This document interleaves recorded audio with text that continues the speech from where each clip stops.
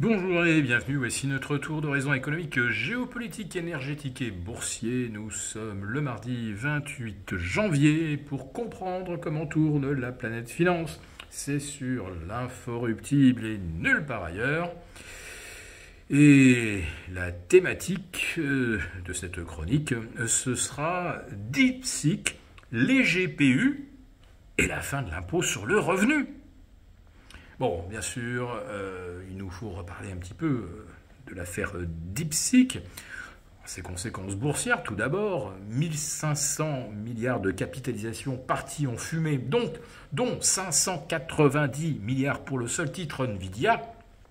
C'est la plus forte baisse ou perte de capitalisation jamais enregistrée par une action américaine dans toute son histoire.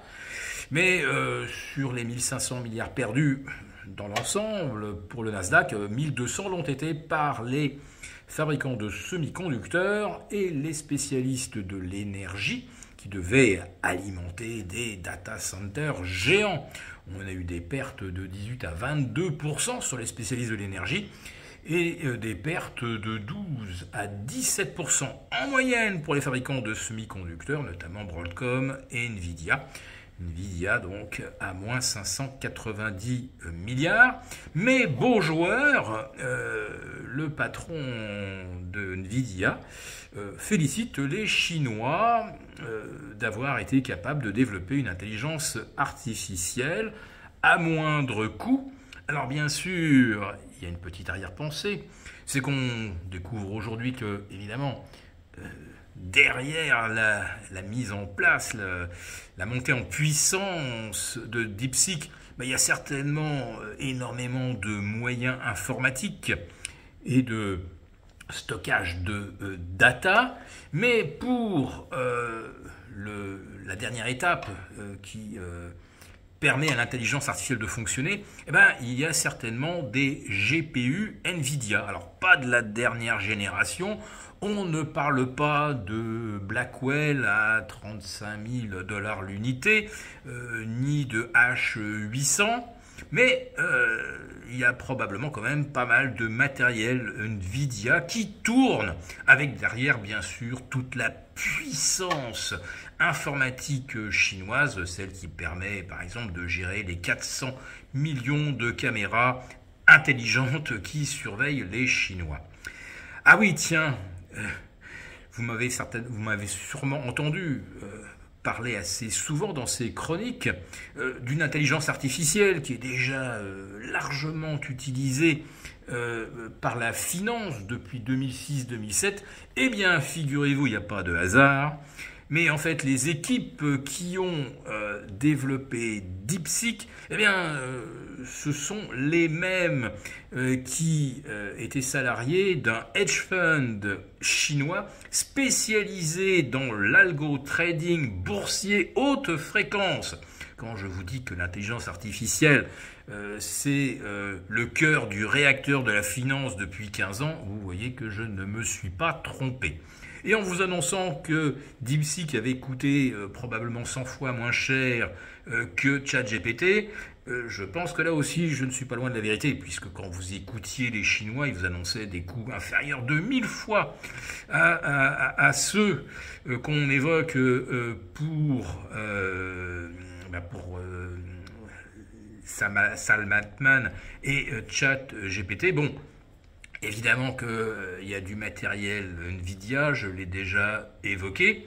Et puis, il y a certainement des coûts de développement cachés pris en charge par l'État chinois. Voilà, en tout cas, la preuve est faite qu'on peut développer une IA performante en segmentant en fait les diverses catégories de recherche qui peuvent être faites. Alors que les Américains, eux, c'est un petit peu un grand fourre-tout. Et là, évidemment, il faut des capacités de traitement et de calcul extrêmement importantes, alors qu'on soulage en fait le matériel en traitant une tâche à la fois. Et donc ça, c'est un des grands enseignements. Et Donald Trump, d'ailleurs, en prend acte et dit que DeepSeek, c'est un avertissement pour les États-Unis. Mais il ne dit pas que ça, Donald Trump, puisqu'il dit également qu'il réfléchit à la suppression de l'impôt sur le revenu. Avec un argument massu, jusqu'à la fin du 19e siècle, il n'y avait pas, effectivement, d'impôt sur le revenu. Ça a d'ailleurs été inventé en France en 1913. Les recettes fiscales américaines provenaient essentiellement des droits de douane, et il voudrait rétablir ça tout simplement. Donc on va dire que ça tient un petit peu la route. En France, en revanche, eh bien, il n'est pas question évidemment d'allégements fiscaux. Il n'est plus non plus question de licencier 4000 enseignants. Et il n'est plus question non plus de faire travailler gratuitement les Français 7 heures par an. Monsieur François Bayrou vient de l'annoncer officiellement. Bon, ces annonces tombent au moment où on découvre que le chômage a explosé en France au 4e trimestre, plus 3,9%, globalement et plus 8,5% pour les jeunes. Ça, ce n'est vraiment pas bon signe. Mais bon, ça indiffère un petit peu la bourse de Paris. Le CAC 40 bien accroché autour de 7500. Il ne s'est donc rien passé lundi, en quelque sorte. Et le CAC et le SBF 120 qui flirtent avec les 6000 alignent tout de même une 10e séance de hausse sur une série de 11. Donc manifestement, il y a quand même des arbitrages transatlantiques entre le all-in sur la tech et en faveur d'entreprises profitables, affichant quand même des niveaux de valorisation beaucoup plus raisonnables. Nous avons conçu à votre attention un rapport spécial que vous obtiendrez gratuitement en cliquant dans le lien en description de cette vidéo. Un rapport spécial qui analyse toutes les conséquences économiques, financières et patrimoniales. Et bien sûr, ce rapport vous offre également des mesures, des initiatives à mettre en place très rapidement pour protéger votre épargne, celle de vos proches. Tout ça donc dans un rapport gratuit que vous obtenez en cliquant en bas de cette vidéo. Merci beaucoup d'avoir regardé cette vidéo. N'hésitez pas à réagir dans les commentaires ou à liker et partager cette vidéo si le contenu vous a plu. Et pour ne rater aucune de nos prochaines émissions, vous pouvez vous abonner à notre chaîne et activer les notifications. Et pour plus de contenu, n'oubliez pas que le dernier rapport rédigé par nos experts est accessible en cliquant sur le lien de description.